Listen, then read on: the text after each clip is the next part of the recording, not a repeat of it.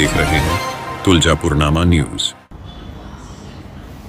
Tamalwadi police ठाण्याच्या परिसरातील एक ब्रेकिंग न्यूज आपल्या समोर येते। तामलवाडीतील मिलन लॉजवर छापा, 3 महिलांची सुटका, दोघांवर गुन्हा दाखल।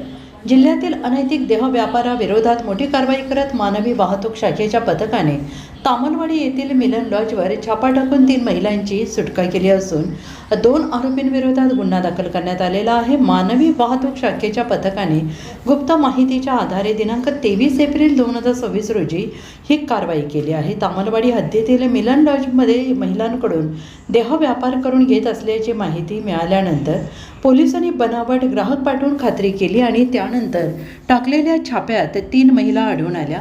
महिला पोलिसांमार्फत चौकशी केल्यानंतर त्यांना बळजबरीने वाणिज्यिक लैंगिक शोषणासाठी प्रवृत्त केल्याचे निष्पन्न झाले। या प्रकरणी दिलीप सिद्धप्पा मंगळुरे वय वर्ष 43 राहणार अविनाश नगर MIDC सोलापूर आणि संतोष नामदेव पवार वय वर्ष 40 राहणार तिहे तालुका उत्तर सोलापूर यांना ताब्यात घेण्यात आले।